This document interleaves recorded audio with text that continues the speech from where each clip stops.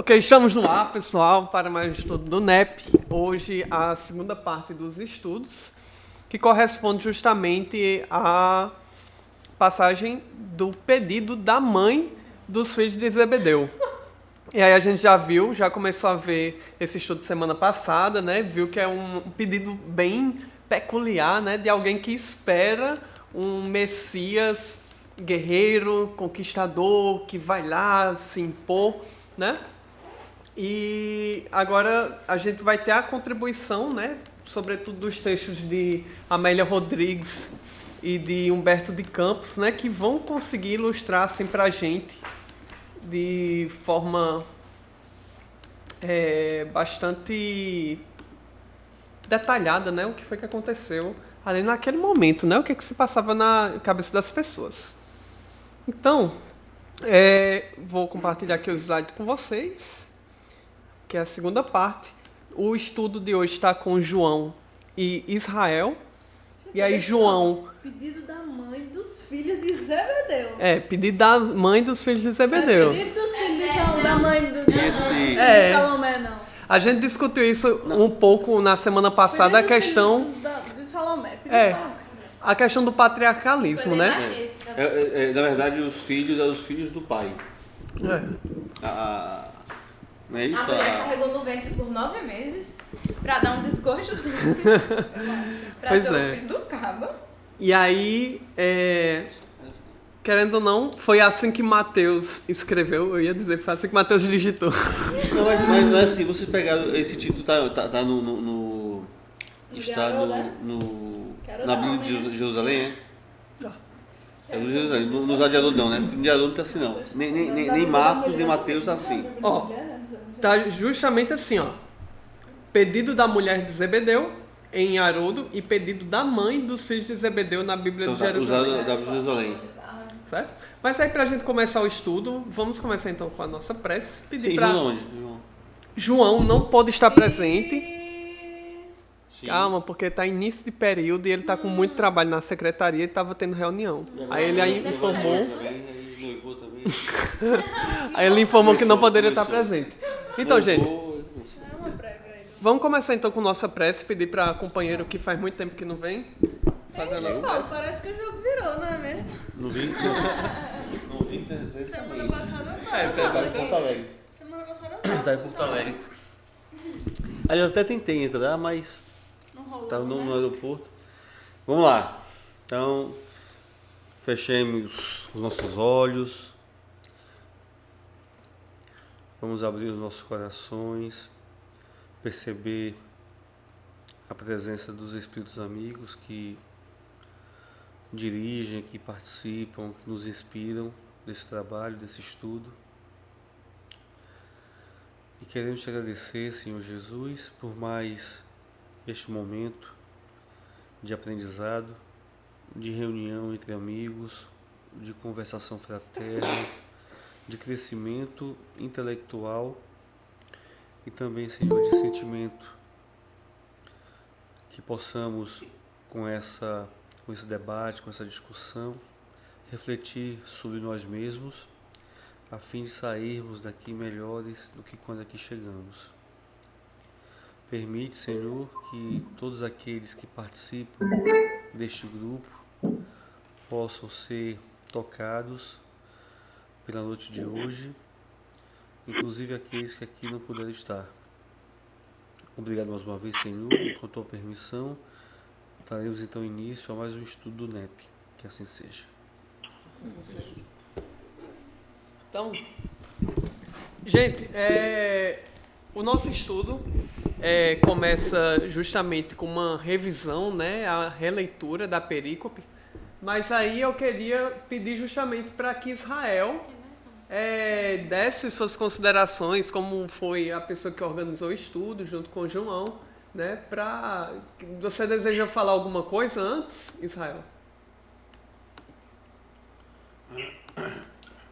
Eu acho que a gente pode entrar já direto aí nos grupos aí, até porque tem grupo que vai ter bastante slide aí, porque muita gente já comentou nessa primeira parte do estudo, e aqui a gente fecha com essa ideia aqui dos comentários espirituais, que vai ser bem enriquecedor. E esse primeiro texto aí, de Amélia Rodrigues, vamos dizer assim, com aquela toda característica dela, que nos traz, assim, como no relato ali do primeiro slide, assim, como se fosse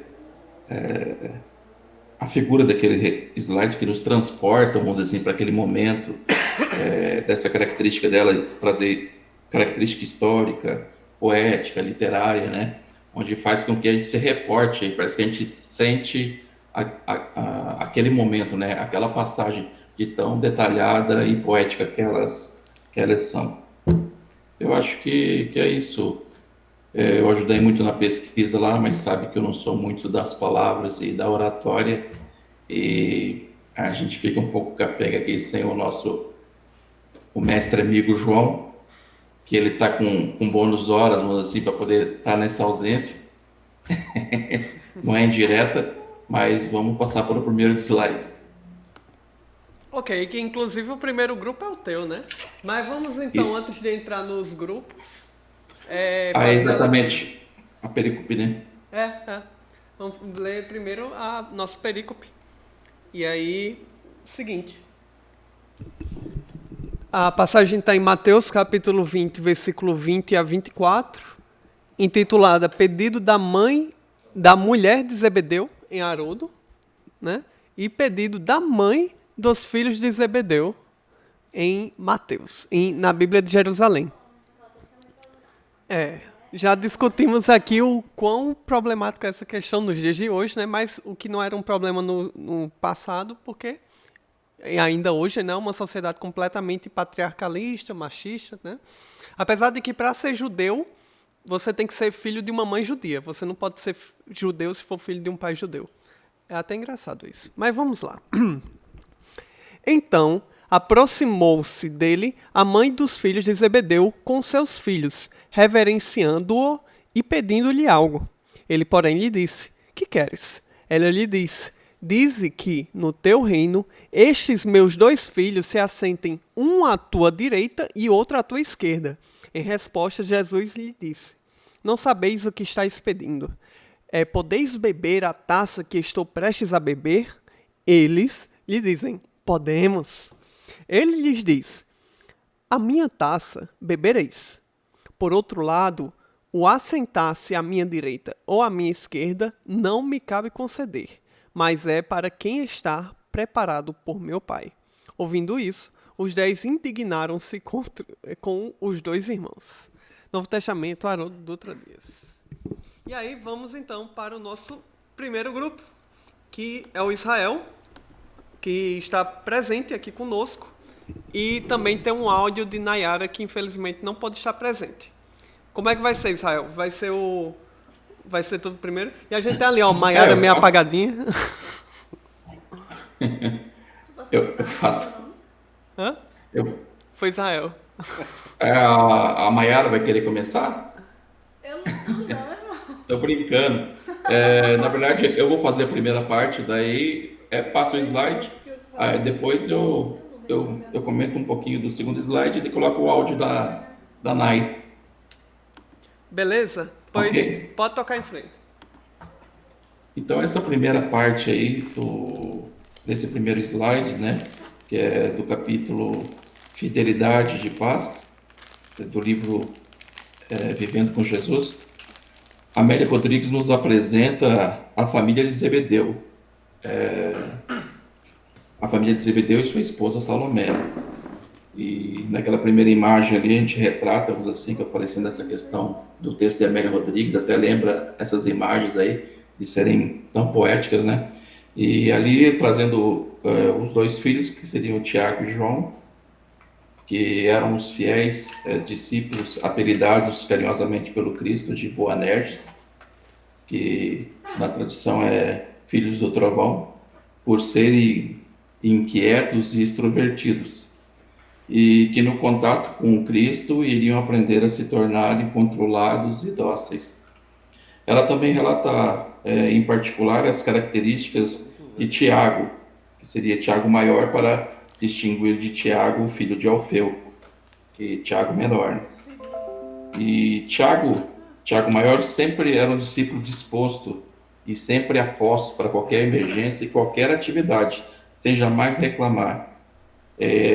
Sempre junto com seu irmão João, ele participou junto com Pedro também do banquete da transfiguração no Monte Tabor, além de muitas outras lições do Cristo em sua jornada de peregrinação e curas, onde eles percebiam dentro desses aprendizados que os curados não eram simplesmente, ela traz um texto, aqueles que eram encarnados, né, que recebiam a graça da cura, mas também aqueles espíritos infelizes que eram beneficiados das energias das emanações equilibradoras do Cristo.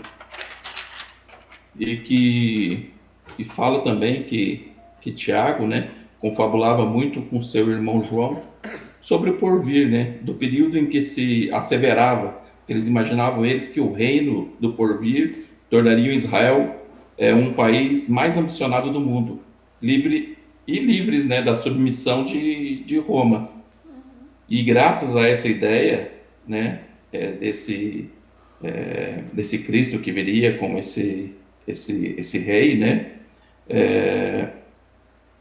a sua mãe, né, ela resolve interceder em relação aos seus 2 filhos, né, junto a Jesus, rogando ao mestre que ele, na sua glória, colocasse um dos seus filhos sentado à sua direita e outro à sua esquerda, e a qual Jesus dá uma resposta perturbadora para eles naquele momento, né, que estavam dispostos, pergunta para eles, né, se estavam dispostos a beber no seu cálice e passar pelo seu batismo.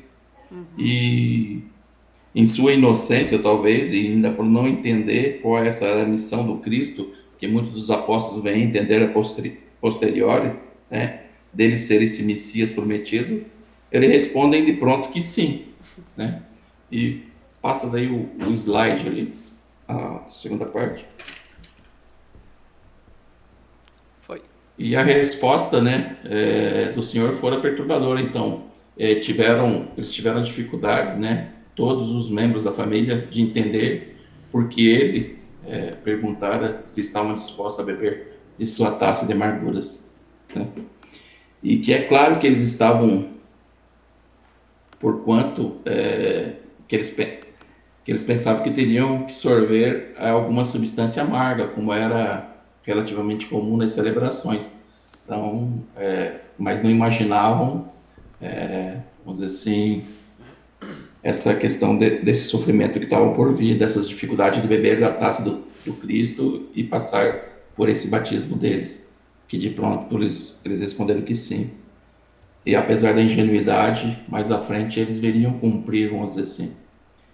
Então, lentamente, porém, foi se dando conta de que a taça era muito mais complexa do que pensara, e sorvê-la era dar-se em totalidade, mesmo quando o sofrimento chegasse com as suas tenazes de aflição. E diz que a sua fidelidade e exemplificação coroou, por fim, de paz e plenitude. Ele bebeu, sim, a taça de amargura até a última gota, onde ali na figura mostra ele sendo sentenciado, né? Onde que coloca ali também no texto que Herodes Agripa I, neto de Herodes, o Grande, no ano 44 depois de Cristo, que o mandou decapitar para servir de exemplo aos demais. E basicamente é esse texto que fala, vamos dizer assim, desse apóstolo, né, que é Tiago Maior, o texto de Amélia, que é bem interessante, e que daí tem a segunda parte ali, que é o contributo da Nai.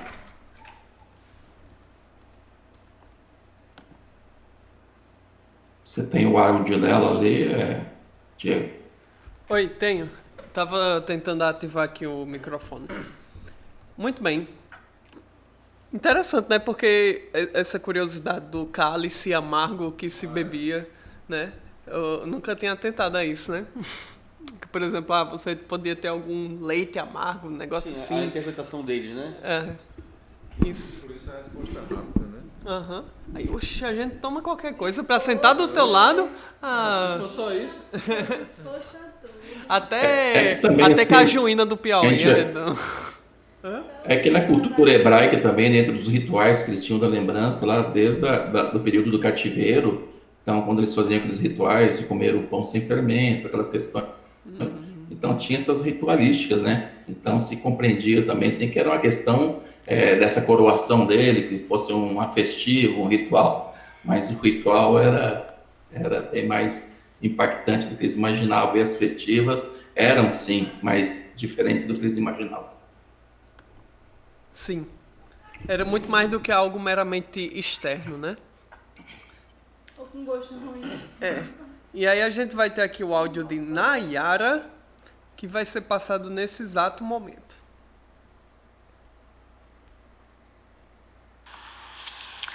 Boa noite, gente. Então, como sempre, né, a Amélia nos transportando para aquele momento, ela não podia ter feito diferente nesse texto. Amélia ou Humberto? Bem bonito, assim. Amélia. E ela traz a trajetória de Tiago, demonstrando de uma forma bem bonita, assim, a fidelidade e o crescimento dele. A questão de saber ouvir, de aprender, dele se afastar por alguns momentos para reflexão, né? E quando ela passa para a passagem especificamente, né, porque antes ela também fala da transfiguração do Monte Tambor, né, me fez pensar que muitas vezes, quando a gente adentra o mundo do Evangelho, né, quando começamos a passar pelas transformações, assim, que o contato que o Cristo nos leva, a gente até espera que possa ser difícil, realmente, né, mas muitas vezes é tão catalisador, tão complexo, como ela diz aí nessa passagem, né, que nos leva a caminhos de tantas modificações, adaptações, que algumas vezes pode ser encarado como um sofrimento, né, realmente. Mas se não confiarmos e acreditarmos realmente, né, que esse amargor pode ser necessário, que é passageiro, que faz parte muitas vezes dessa trajetória, né, realmente ele vai ser de muito sofrimento e muita dor, né, muito amargor. E aí que entra esse último trecho, né, que fala da fidelidade e exemplificação, por fim, de paz e plenitude. Que quando somos fiéis aos ensinamentos e aos caminhos seguindo Cristo, a gente encontra esse amargor, sim. Mas chega um momento que a gente nem sente mais, ele deixa, não tem esse gosto tão amargo, né? Por mais que ele ainda seja amargo, doloroso e tal, já não sentimos mais na mesma intensidade. E foi isso, né, no final, assim, ele bebeu sim a taça de amargura até a última gota, que ela relata, né, que ele foi decapitado. Foi ele ou o Tiago? Ai, gente, agora me atrapalhei, mas vocês vão entender, assim. Contextualizem aí. Foi Tiago. Então, o texto veio para mim, assim, com João morreu de velhice. uma mensagem de muita fidelidade e perseverança. Que às vezes a gente pode passar por amarguras, né? Mas a gente pode beber, sim, a taça da amargura, mas que não necessariamente esse amargor vai ser eterno. E aí, mas para isso a gente precisa ser fiel e perseverante. Ok. Senhora, dona Ana. Muito show. Nayara não está aqui no momento, mas vai ouvir a gente depois, né? Assim esperamos. Talvez nunca, mas... Mas o momento esteve presente. Muito bem. Parabéns ao grupo. Mais alguma colocação, Israel? Antes de passarmos? Não, Diego, pode seguir aí. Ok. Pois o senhor Ismael entrou bem na hora para o grupo dele. Ele tá ligado. Ismael e Pois é. Isabela. Easy Isma, pessoal. Isa e Isma. Uma dupla de sucesso. Vocês estão me ouvindo? Perfeitamente. Yes. Eu entrei aqui nesse horário, gente. Me desculpem, eu vou falar o meu grupo e vou ter que sair novamente. Mas, vamos lá. Contanto que dê sua contribuição, amigo. Fique à vontade. Ok. Isa, começamos nós ou você? Eu ou você? Quem nós? Tu e ela? Você É Jean, é quem é? Eu e meu guia. Eu e Ela meu é guia. Jean, porque somos muitos. A gente pode ficar intercalando, amigo. Perfeito. Pode ser? Então tá, pode ser. Então eu vou começar. E aí você vai comentando e a gente vai intercalando. Salomé? Deve ser. Ficamos então com o texto de Humberto de Campos em Boa Nova, capítulo 4, A Família Zebedeu. Texto muito conhecido aí, né? E muito belo. Por quem leu o livro, é Título, né? um texto bem emocionante, bem legal. Acrescenta detalhes que não tem na passagem e faz a gente enxergar com os outros olhos algumas figuras, como a própria Salomé, a mãe de Tiago e João, Sério? e também Zebedeu.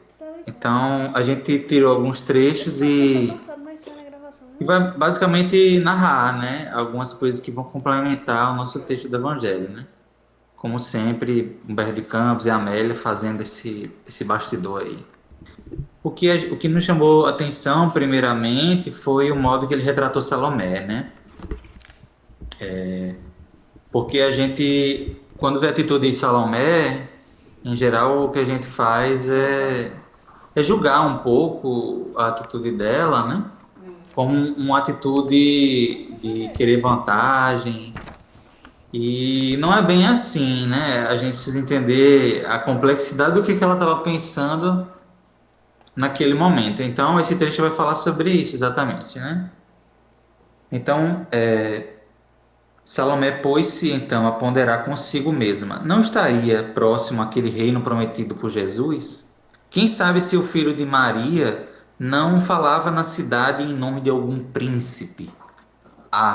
O Cristo deveria ser o intérprete de algum desconhecido ilustre que recrutava adeptos entre os homens trabalhadores e mais fortes.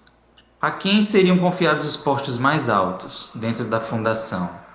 Seus filhos queridos bem os mereciam. Precisava agir enquanto era tempo. Então veja só como Humberto de Campos nos traz esse pensamento de Salomé, né? E na verdade era um pensamento muito comum entre os discípulos, entre aqueles que acompanhavam Jesus, esse questionamento, né? Que reino é esse que ele nos fala tanto, né?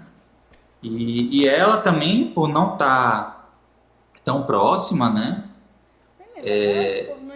Depois a gente vai ver que ela vai virar realmente uma discípula, né? Uma seguidora de Jesus e vai ser um personagem mencionado na Bíblia. Mas até esse momento o contato dela era pouco e ela ficava pensando, né? Uma mãe querida pensando nos seus filhos, pensando na carreira dos seus filhos, né? Qual a mãe que não pensa dessa forma? Então a gente começa a compreender melhor Salomé, né? Compreender melhor esse pensamento. Nós, no lugar dela, o que é que faríamos? Faríamos o mesmo ou até tentaríamos mais, né? Defender a nossa família nesse sentido e buscar isso, né? Então, Isa, um comentário? E assim, é interessante porque Humberto ele vai começar a narrativa falando do processo de Jesus chamando, né, os filhos de Zebedeu. E daí vai entrar nisso. E ele começa falando de Salomé, dizendo assim: Jesus chamou João e Tiago, né, pra serem apóstolos. Aí eles vão pra casa e contam pra mãe deles, né, bem animados. E tal, a gente encontrou o caba. E Humberto diz assim: Salomé, a esposa de Zebedeu, apesar de bondosa e sensível, então a gente sabe que ela era bondosa e sensível, que a gente primeiro, quando vai ler... Sensível. Não, poderia ser insensível. Ela é sensível, isso? Ela é sensível. E como ela era bondosa e sensível e recebeu a notícia com certo cuidado. Aí depois tem essa passagem, né? Dizendo toda a linha do raciocínio dela. Não foi algo simplesmente... realmente teve uma questão, um pensamento por trás, questão cultural. E daí a gente tem mais empatia para se colocar no lugar dela. E não... Porque a Mayara disse que se eu chegasse pra Jesus falando isso, ela ia mandar logo aquele sticker: amigo, tu não era assim não, tu piorasse. E a primeira coisa que a gente faz assim: pessoal... Amado. Bom senso. Aí é isso. Eu acho bem interessante ver pelo lado dela, de uma mãe cuidadosa, bondosa e sensível. E por aí vai. Ismael, pode ir. Tô gostando dessa troca aí. Pois é, né? Depois disso, a gente já pula Depois disso segue a passagem como a gente já conhece, né? Ela questiona Jesus, enfim. Então a gente pulou para o ponto em que não está na passagem, que é muito interessante, que Humberto de Campos acrescenta, que é o diálogo de Zebedeu com Jesus. Porque o texto narra, né, que sabendo dessa conversa de Salomé com Jesus, Zebedeu foi lá atrás de Jesus, né, junto com os filhos dele, procurou na casa de Simão Pedro, e questionou, né?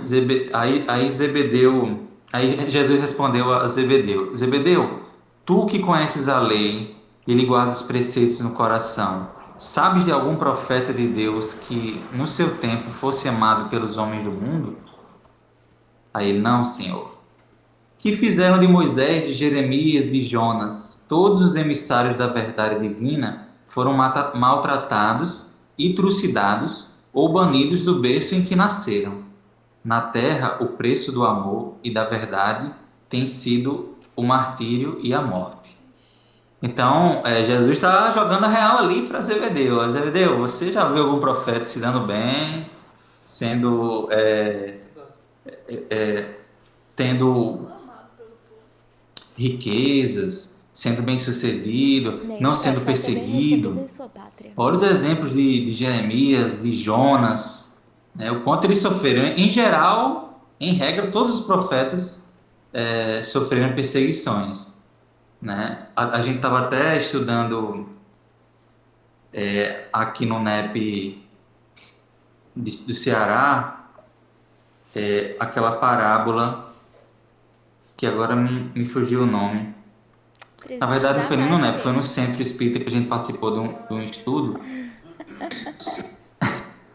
sobre aquela parábola em que... Poxa, eu estou tão cansado que eu esqueci o nome dela mesmo. Vamos lá, grão de mostarda, pérola, trigo e joio. Não. Fermento. Dracma perdida. Não, enfim, depois eu lembro e digo para vocês. Mas... não, lembrei agora. É a do Festim de Bodas. Em que justamente um dos símbolos da parábola é uma parábola bem simbólica, né? Assim, que fala dessa festa que o rei vai dar. É a festa do filho dele. Ele manda convidar uma galera, né? E ele envia os seus servos para convidar essa galera. E essa galera vai lá e mata os servos, maltrata e mata os servos. E são justamente os profetas, né? Representam esses profetas. Então ele está falando dessas dificuldades do reino, né? E diz o seguinte: o reino de Deus, essa frase eu achei ótima, até por isso que botei em negrito. O reino de Deus tem de ser fundado no coração das criaturas.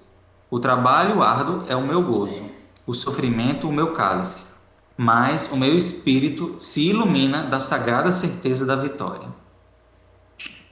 Jesus dizendo tudo em poucas palavras aí, sendo realista, mas ao mesmo tempo esperançoso. Diga aí, Zé. Comente.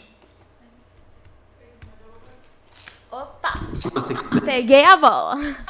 Se você quiser. Pode passar o próximo slide. Não, a gente pode seguir, até porque eu botei muitos slides. Tem muitos slides. Tem uns 6 aí. Eu gosto daquela parte do... Continua no diálogo, amigo, porque eu gosto daquela parte das reflexões finais de Zebedeu. E como é que ele conclui o papo com Jesus. Tá, vou deixar você com essa parte final, então. Tá. 12, Paulo nem falou ainda. Não, iniciação. Acho que precisa de meia hora pelo menos de iniciação, mas vamos lá. Vai, amigo. Não se sinta pressionado pelos inimigos. Não, porque aí tá dizendo que já deu 9 horas e Paulo nem falou ainda. É porque Pastorino, na iniciação dele aqui, meia hora pelo menos, só de iniciação de Pastorino, entendeu? Então... Não se sinta pressionado. Vá no seu tempo. Tá. Vamos lá. É porque, assim, essa narração realmente, ela não tá no texto, aí a gente foi lá e tirou foto fez questão de colocar. Ele diz o seguinte: enquanto os dois apóstolos, no caso Tiago e João, né, fitavam em Jesus os olhos calmos e venturosos, Zebedeu o contemplava como se tivesse à sua frente o maior profeta do seu povo. Então imaginei, até coloquei essa foto aí que eu acho que é de alguma série da Record, da Netflix. Imaginei esse olhar de Zebedeu, né? Assim, chegou lá, já sabia de Jesus, né? Os seus filhos tinham sido chamados e era um conhecedor, um rapaz, um senhor justo, e olhou com admiração, mas agora com a certeza de que estava à frente de um profeta, que não era qualquer pessoa, não.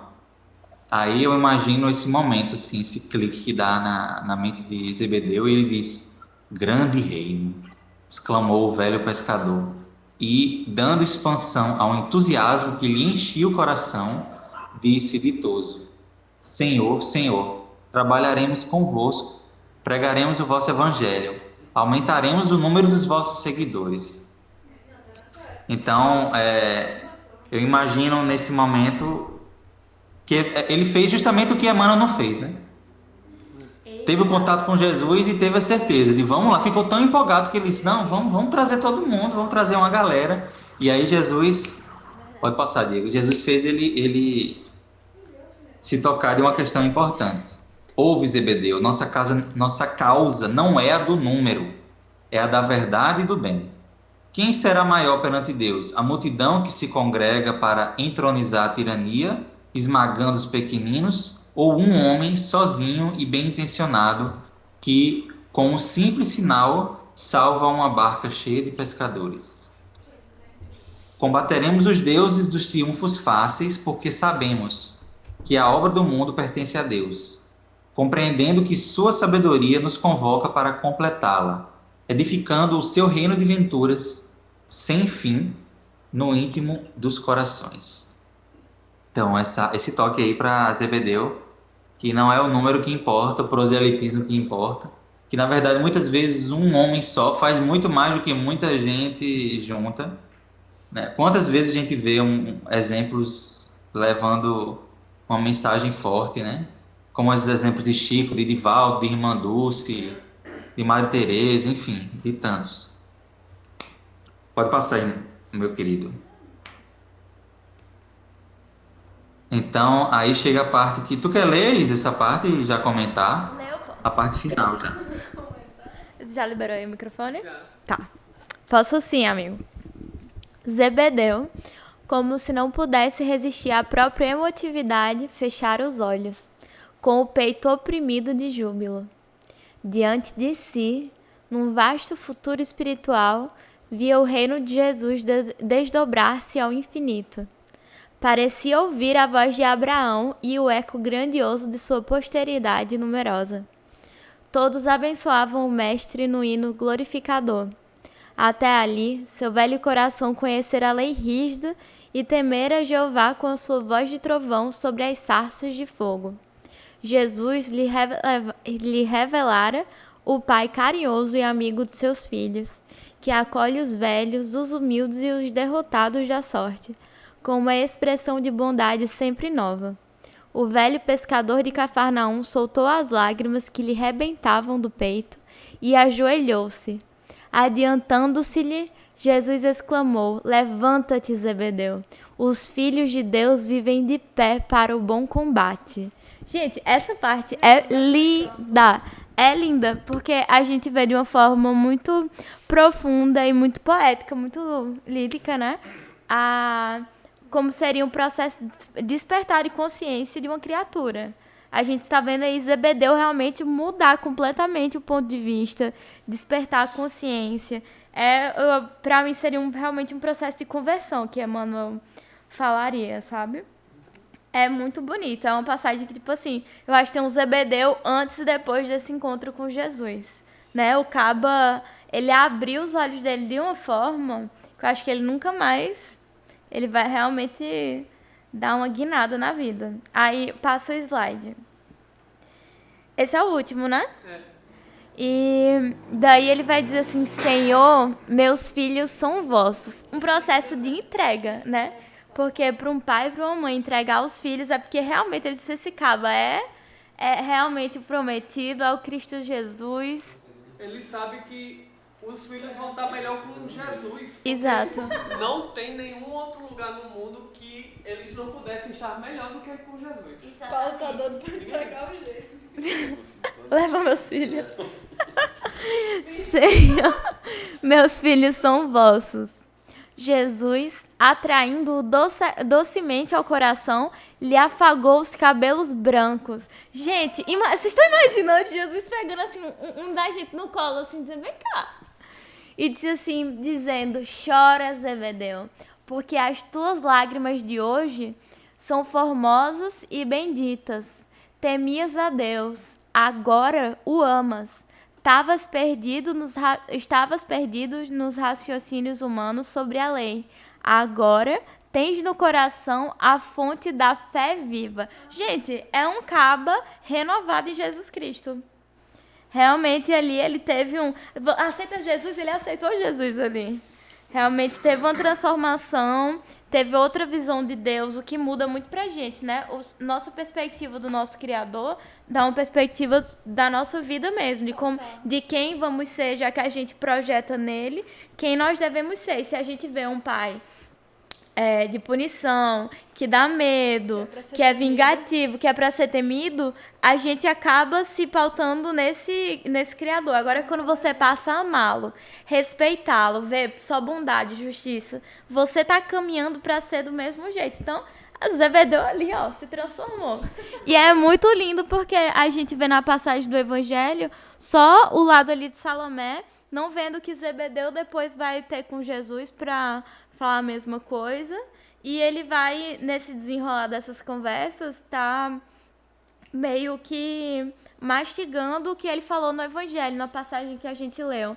Quando ele fala isso dos profetas, que nenhum deles foi bem recebido, bem aceito, bem tratado, é como se ele estivesse falando do cálice mesmo, que é muito amargo.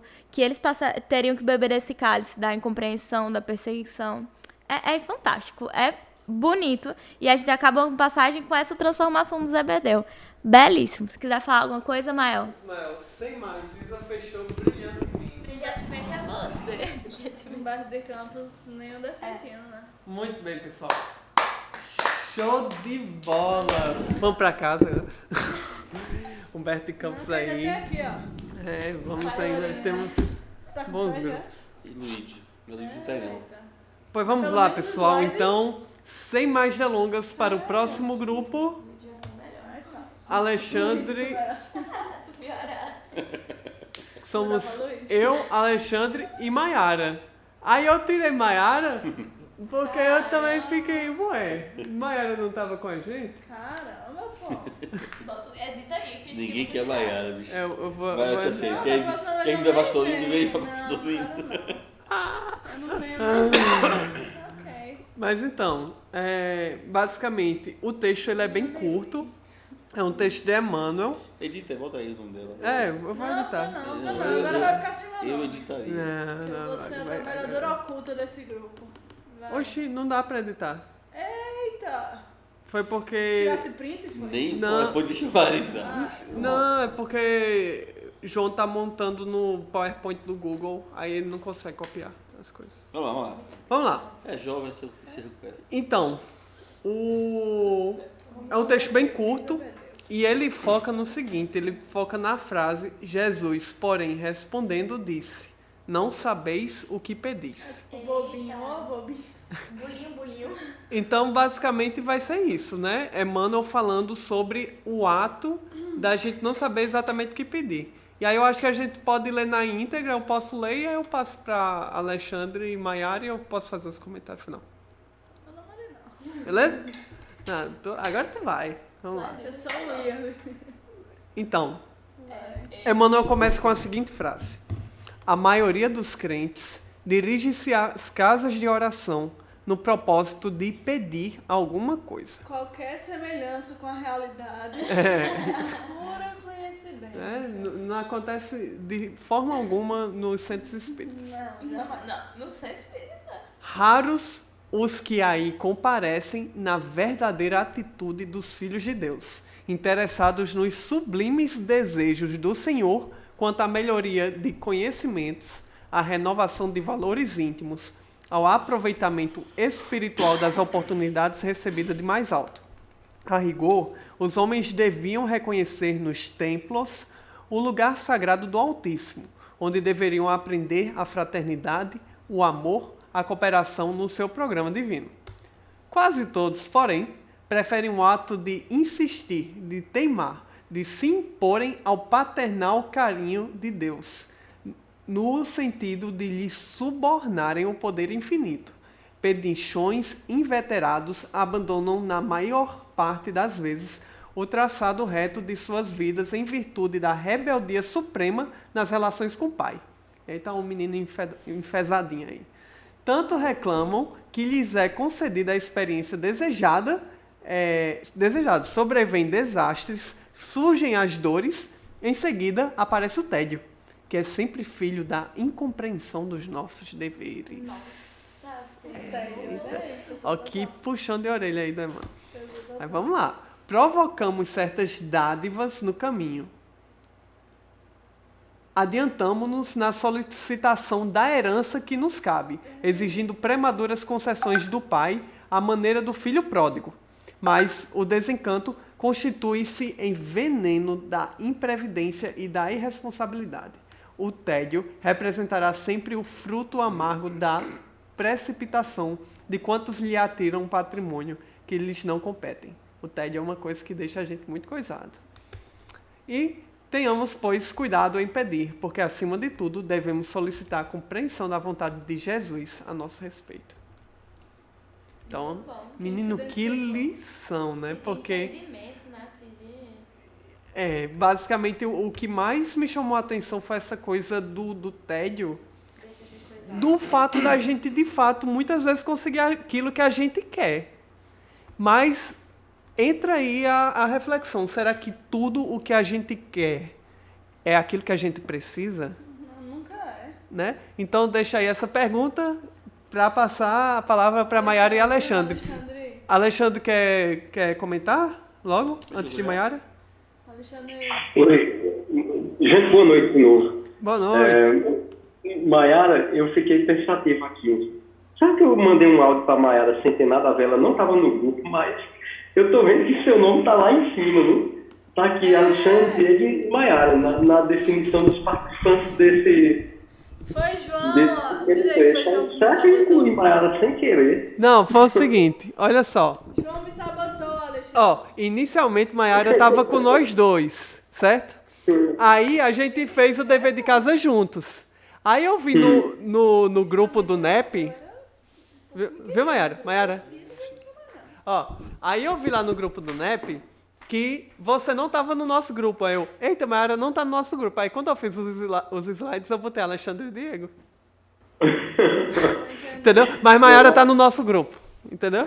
Todo mundo integrado, o que importa é isso. Não, mas não queria nem comentar. Vai lá, Alexandre. Esse texto é tão curtinho, mas tão gostoso. E eu tenho um livro aqui em casa que chama de Parábolas Terapêuticas, de Alírio Cerqueira. É isso mesmo. E ele trata num capítulo bem extenso, mas muito gostoso de ler, sobre o filho pródigo. Essa questão do pedir. Ele vai se referenciar na nossa leitura lá embaixo. Ele cita a passagem do filho pródigo. Ele diz, inclusive, que pela nossa justiça, quando a gente pede alguma coisa equivocada a Deus, como, por exemplo, a riqueza, e Deus nos concede, aí na outra, pela nossa justiça, certamente a gente vai nascer pobre, que é para provar do gostinho ou do gosto amargo, de não ter se aproveitado bem dos recursos materiais que a gente tem no vida. Mas aí ali pega e diz, olha, não, a gente pode reencarnar mais rico ainda, pedir para vir ainda mais rico, e Deus vai concedendo isso. Mas concede isso de uma maneira pedagógica, porque cada experiência que a gente vivencia, seja na riqueza ou na ausência de recursos materiais, a gente vai acumulando na bagagem espiritual dores, desenganos, desafetos, vai aumentando o nosso débito perante a própria lei. E é claro, a gente vai colhendo também coisas boas disso. Então chega um momento em que o próprio espírito cai em si, aquela coisa de caindo em si, como na própria palavra do filho pródigo, isso é referenciado, o espírito desperta por si só. E diz, gente, eu estou pedindo aqui coisa que só está aumentando minha carga, meu débito, meu sofrimento, meu comprometimento perante as pessoas. Eu estou sendo deixado para trás, as pessoas que eu amo estão evoluindo, estão lá na frente. Eu estou perdendo contato com pessoas que realmente me amam, que eu amo de verdade. Então, essa leitura aqui, esse trechozinho, me lembrou muito dessa passagem lá do Aleto, que ele faz um comentário muito gostoso sobre essa parábola. E, inclusive, sobre a nossa posição na casa espírita. A gente vai para tomar parte nos trabalhos, mas também já se colocando...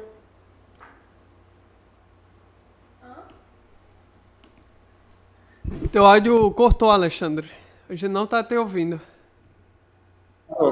Tá ok agora? Voltou. Ixi, agora tá nítido demais. Agora tá bom. Tá bom? Tá ótimo, perfeito. Pronto.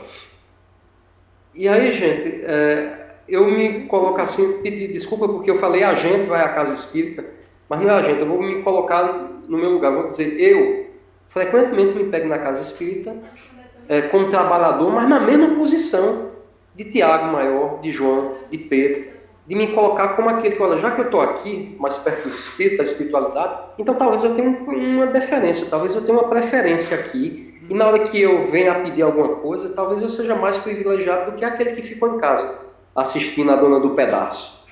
Então, se a gente se colocar um pouquinho assim, jogar o contexto para hoje, talvez a gente esteja repetindo o mesmo papel de Tiago, de Salomé, da mãe de Tiago e João, o papel de Pedro, dos apóstolos, porque a gente se vê na casa espírita, no lar espírita, trabalhando, estudando, e talvez lá no íntimo a gente, olha, estou aqui num momento lindo de concentração, de prece, de estudo com meus amigos do NEP, então eu vou pedir algo, porque talvez nesse momento eu seja mais atendido. Vai nada, a gente continua incorrendo nos mesmos erros dos discípulos lá atrás, há mais de 2000 anos, então isso me fez pensar nisso aqui, de dizer, a gente quase que sempre vai à casa espírita na condição de pedinte, de pedinchões. Gostei dessa palavra, achei engraçado. Quando eu li, eu disse, que é isso? Pedinchões. E me despertou isso, esse cuidado que eu devo ter quando estiver presente na casa espírita, quando estiver oferecendo alguma hora de trabalho ou de estudo lá dentro. Porque isso não me eleva a nenhuma condição especial. Muito pelo contrário, isso deve me levar a uma reflexão de que, olha, se eu estou aqui, é porque é uma oportunidade que eu tenho de aproveitar aqui para pedir compreensão dos desejos de Jesus para a minha existência. Então isso me levou a refletir sobre isso. Eu agradeço pela oportunidade e é isso aí, gente. Tchauzão. Show, Alexandre. Maiara? Muito bom, Alexandre. Parte essencial do nosso grupo. Apesar de eu não estar no grupo, né? Vou fazer uma participação aqui. É um texto curto, mas que realmente toca muito por quão atual é, né? E assim, na verdade já vem desde da frase de Jesus, que é referenciada, né? Que na verdade Emmanuel vem destrinchar, que é essa questão de não sabeis o que pedis. E mesmo nós, né? Espíritas há pouco ou muito tempo, a gente acaba esquecendo do porquê estamos aqui na Terra, de qual é realmente a nossa verdadeira missão, e nós passamos a pedir facilidades, né? Quando deveríamos realmente pedir, como Isa falou, entendimento, pedir paciência, o povo diz, né, que se pedir força, se der força, não dê força não, que não dá certo. Mas, em vez de a gente pedir realmente até desafios para que a gente possa provar o que realmente aprendemos. Então, qual de nós faz como, sei lá, Jesus, só lembro de André com Jesus, hein, Garinha? Jesus que pede pra vir tudo. Nessa encarnação, meu amigo, bote tudo aí que eu tô devendo. Então, acho que nenhum de nós tem essa coragem, né? E realmente também essa conquista. Eu tô falando por mim mesma. Não tem esse entendimento, Enfim. Então, eu acho que é realmente a gente focar no que realmente importa. Focar em quem nós somos, o que a gente veio fazer aqui na Terra e realmente pedir dentro disso, né? Se lembrar sempre disso. Eu me coloco muito nisso. Eu peço muito e faço muito pouco. É isso. Já aconteceu, acho que a época que eu tô mais assídua, assim, pra palestra pública e quero não passa é tempo que tá com problema na vida. É só, pelo amor de Deus, Deus, tira isso. Me deixa ser aprovada no Detran. Mas a pergunta é a seguinte, né? Qual é o nosso limite? Porque muitas vezes diz assim, ninguém de nós é santo, né? A gente é imperfeito e tal, mas qual é o limite para que a gente possa fazer o bem? Né? Como assim, limite?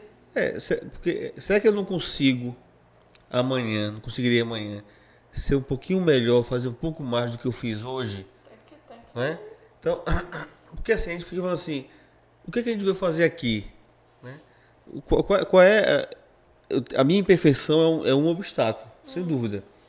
Mas esse obstáculo que eu já vi, eu não consigo, né, um pouquinho mais, porque eu acho que é aí que vem Kardec com aquela questão da superação do esforço, né, que a gente empreende dia a dia. E quão poucos são os que se esforçam, né? Pois é, então o lance é esse, né? Esse esforçozinho que a gente precisa estar atento a ele. Mas é porque a gente esquece mesmo, a gente esquece e pede facilidades. Isso é inegável, acontece demais. Eu tenho só um último comentário com relação a essa coisa do tédio, que foi o trecho que mais me chamou a atenção. Que muitas vezes eu já me peguei super atribulado de coisas para fazer, com universidade, com trabalho na federação, tem isso e tem aquilo outro, mas eu sentia tédio. Acho que esse foi uma dos sentimentos que melhor expressa a sua inação no trabalho de evoluir. É uma das emoções que melhor expressa quando você não está prestando atenção nas virtudes que você precisa trabalhar. E quando eu li isso, deu um baque assim na minha mente e eu vi assim, caramba, é isso que eu sinto, é tédio. É quando você sente uma fraqueza, você sente uma angústia, você sente uma tristeza, uma fraqueza, uma falta de vontade, porque é como se você não estivesse direcionando suas forças para aquilo que realmente importa na nossa vida, que é justamente essa vontade da gente estar crescendo, de estar aprendendo, de estar aproveitando a encarnação. E é muito interessante como muitas vezes esse tédio e a angústia que ele nos provoca, ao mesmo tempo, se você consegue redirecionar essa força e entender por que você está se sentindo dessa forma, ela te dá um ânimo para que você possa se reerguer e relembrar, assim, o que é que realmente importa na minha vida, né? Então, assim, gostei muito do texto de Emmanuel. Já passei por isso inúmeras vezes, né? E acho que descreve muito bem. Tribulações ou não, eu não tenho nada para fazer, as duas coisas. Já senti tédio. E isso bate uma coisa com a outra, na verdade, a questão do tédio, com a questão de você fazer pedidos e todos eles serem atendidos.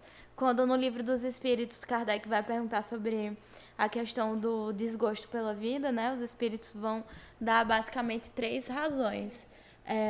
Que juntas, então, é o pior que tem. Mas uma das coisas que ele fala, um dos 3 pontos que eu lembro, ele fala da saciedade.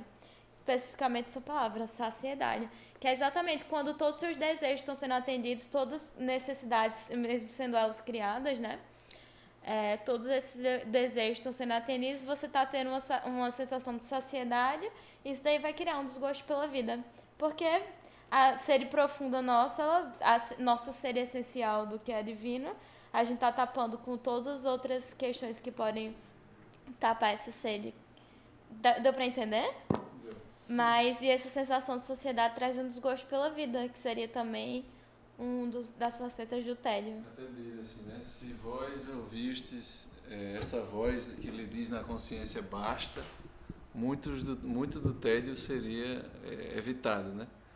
Exato. Eu estava conversando com meu cunhado hoje, e ele tem sentido com meu cunhado. Meu irmão? Sim, consequentemente, irmão de Isabela, para que tudo fique nos conformes. E ele estava falando uma coisa muito interessante. A gente estava conversando domingo, ele está estudando muito para residência médica, e ele está estudando muito, né? Faz um tempo. E ele está começando a sentir tédio disso. E eu perguntei hoje, eu disse, Cássio, todo mundo está perguntando como é que vão os estudos. Eu estou perguntando a você agora como é que vai o descanso. E ele disse, caramba, eu acho que é isso mesmo que está faltando.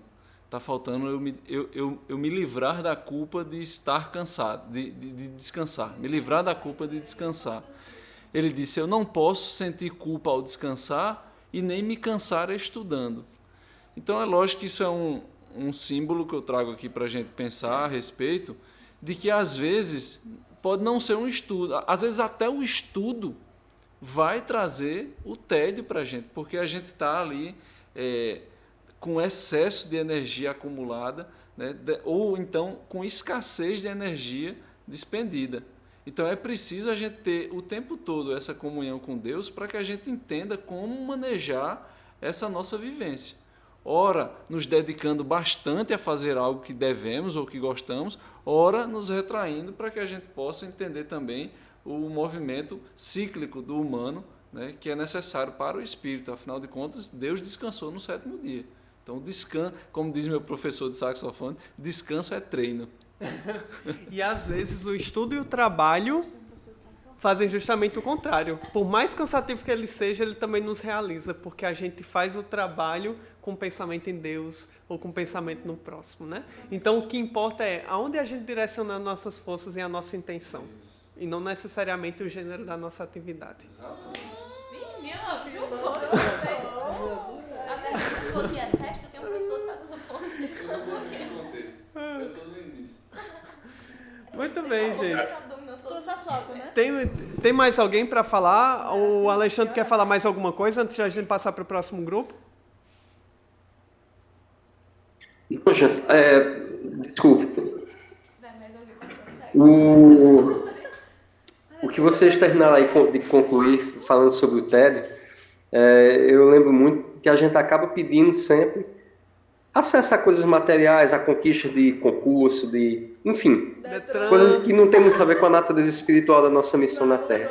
E é isso que nos provoca tédio mesmo, porque a gente vai adquirindo essas coisas e vê que não preenche, e pede mais, e a matéria consome a própria matéria, e aí a gente vai ficar nesse ciclo aí de tédio. A gente consome o que foi desejado ardentemente, vê que aquilo não preencheu e pede mais e mais e mais. É como a droga, é como o álcool, é como o cigarro, é como uma droga qualquer. Só que essa droga tem natureza aí tem natureza de desejo, né? E retrata bem o nosso descompromisso com a própria reforma, com o próprio caminhar espiritual. Então, é isso, gente. Obrigado. Muito bem. Gente, vamos então passar para o próximo grupo, né? Porque tivemos altas reflexões. E aí temos o grupo de Andrezito Gaioso e Ayla. Ayla não está presente aqui conosco, então teremos apenas André. Que é um slide super sintético de 2 tópicos. Vamos lá, André. É só esse slide. É esse slide. Tava com preguiça, amigo? André É o mestre da síntese. Vai dar, André. Uma mensagem, né, dizendo que ia estar fora. Eita. Ah, é? E teria que mais gente interpretar aqui. Isso, cara, espírita. Gente, volta em 10 minutos. Isso foi às 8h17. Que horas são? 8h42. Oxi. André não está aqui no momento. Então a gente pode passar e depois volta para ele. Tá, tudo bem. Certo? Então, mestre Sérgio e mestre Paulo. Cadê Paulo? Fiquem aí à vontade. Tem um outro grupo? Paulo fugiu? Paulo não era Esse é o último grupo. Então, Sérgio. Amigo, o mestre tá ali. No lugar dele. Vamos lá, eu vou fazer as leituras então. Eu acho que Paulo vai querer comentar, certo? Mas então eu vou adiantando as leituras. Vamos lá, Pastorino, Sabedoria do Evangelho, volume 6, chegou Paulo, eu me desfaço. Paulo, assuma aqui. Ela disse que saía e voltava em 10 minutos. Nunca passou. Já passaram 30 minutos já. Ele deve estar escovando os dentes. Ele sempre tá escovando os dentes. Essas coisas. Assuma o microfone que eu estava na sua ausência. Não, vai falar, vai lá. Então vou fazer a leitura e você comenta aí, tá bom? Beleza. Pastorinho de Sabedoria do Evangelho, volume 6, capítulo 28, pedido extemporâneo. 3 lições. A. O exemplo a ser evitado de aspirar nem mesmo interior e subconscientemente aos primeiros postos. B. A necessidade das provas pelas quais devem passar os candidatos à iniciação, beber o cálice e ser mergulhados. E letra C. A decisão, em última instância, cabe ao Pai, que é superior a Jesus, o qual, Jesus, portanto, não é Deus no sentido absoluto, como pretendem os católicos romanos, ortodoxos e reformados. Eu tenho uma questão. Existe essa palavra aí, extemporâneo? O que é isso? Sim. Fora do contexto. Fora do contemporâneo. Então quer dizer que o cara... Extemporâneo. Contemporâneo é no tempo. Extemporâneo é fora. Esse pedido dela estava fora de... Fora de contexto. Viajou. Tá fora do tempo, né? Que eles não têm a capacidade, né? Pastorino não analisa não, né? Sim, vamos lá. Não, aí Pastorino ele vai então destacar essas 3 lições dessa passagem aí, né, do pedido de Salomé. Aí a gente vai trazer então um pouquinho de cada uma dessas 3 lições, né? Quer ler? Pode ler. Vamos lá. Primeira lição. Tudo isso é provocado pela ânsia do eu personalístico, de destacar-se da multidão anônima. Daí as diretorias dos centros e associações serem constituídas de uma porção de nomes só para satisfazer a vaidade de seus portadores, embora estes nada façam e até por vezes atrapalhem os que fazem. Bom, eu não sei bem assim a questão da época, né, que Pastorino escreveu como é que eram as constituições de diretorias das casas espíritas, né? Até onde eu participo, eu vejo assim, você tem um número reduzido, ou um número que é bem enxugado mesmo, né? E cada um tem sua função para desempenhar, né? Mas de qualquer forma,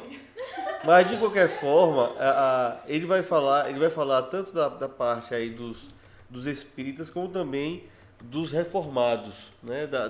Dos protestantes.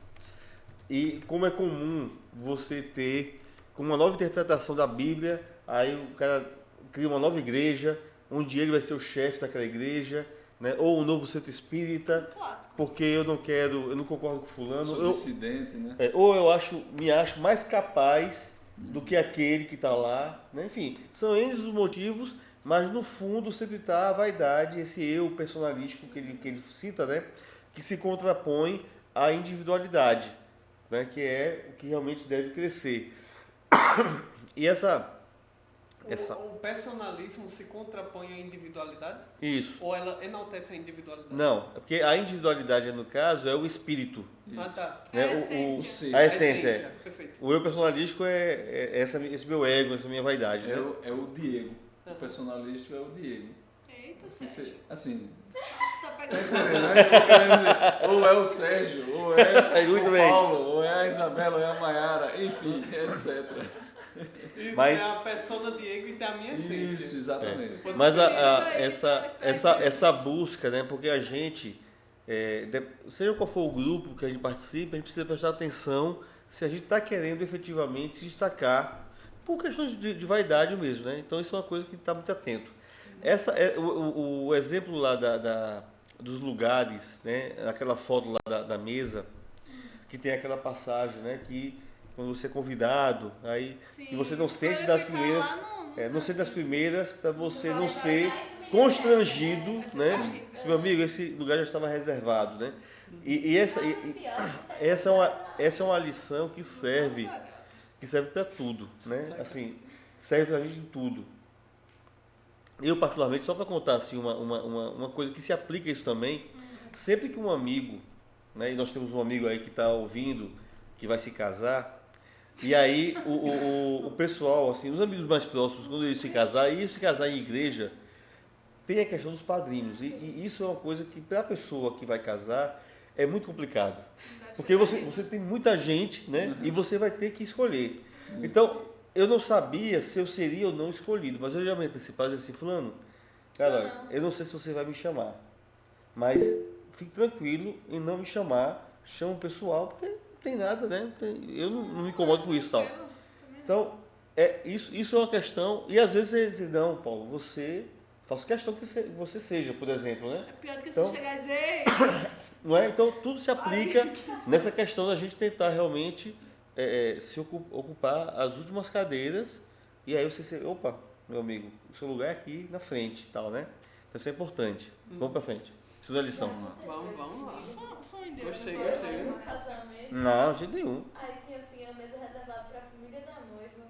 Aí como eu tinha ido na frente da minha família, eles disseram assim, vá na frente e pegue o lugar. Aí eu fui lá, família da noiva, eu sou só família da noiva. Aí eu sentei lá, aí fui convidada a sair. E minha mãe ainda brigou comigo depois. Porque era família, tipo assim, um Passou uma vergonha. eu era prima. Foi horrível. Eu entendo todos aí pros piores lugares agora.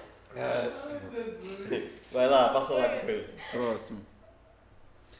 Segunda lição. As provas são indispensáveis para que as criaturas sejam aprovadas nos exames. E por isso Jesus salienta a ignorância revelada pelo pedido de quem queria os primeiros postos sem ter ainda superado as dificuldades do caminho. Não sabeis o que pedis. Bom, nessa segunda lição é que tem uma viagem de Pastorino. Didático, né? Assim, Pastorino na divisão. Mas aí o Pastorino, Pastorino aí ele vai trazer aquela questão, né? Que ele vai trazer a parte de Marcos, a questão do mergulho, né? Vocês ainda serão mergulhados no mergulho, né? Em que eu fui mergulhado. E aí ele vai citar que esse mergulho, ele vai enfatizar que é o mergulho na morte, o mergulho da morte, que é quando você vence a morte, né? Aí vem a questão da ressurreição, enfim, que é essa vitória sobre a morte, né? E aí eu entendi da seguinte forma, que é você ter essa vitória, é você não ter mais a perturbação, né? Você conseguir se apresentar como Jesus o fez, né? Então logo ali no terceiro dia, se reapresentar tranquilão, apesar de você ter sofrido, né, tantas coisas. Diz, Diego. Essa passagem, essa lição aí da superação da morte, ela está linkada com a do estudo passado, que foi o texto que a gente ficou responsável. E aí Pastorino falava da morte como sendo uma etapa essencial, a superação dessa passagem, né, de forma digna, né, para que você supere o estado hominal para chegar no estado angelical, né? Que ele cita aqui nesse estudo que é preciso você vencer a morte para você entrar no sexto nível, né, que seria o sacerdócio. Né? Então, aí a viagem, a interpretação de Pastorino. O simbolismo. Né? Mas a questão principal é essa, que, de fato, a gente precisa entender que tem vários pequenos obstáculos a serem vencidos até que a gente consiga efetivamente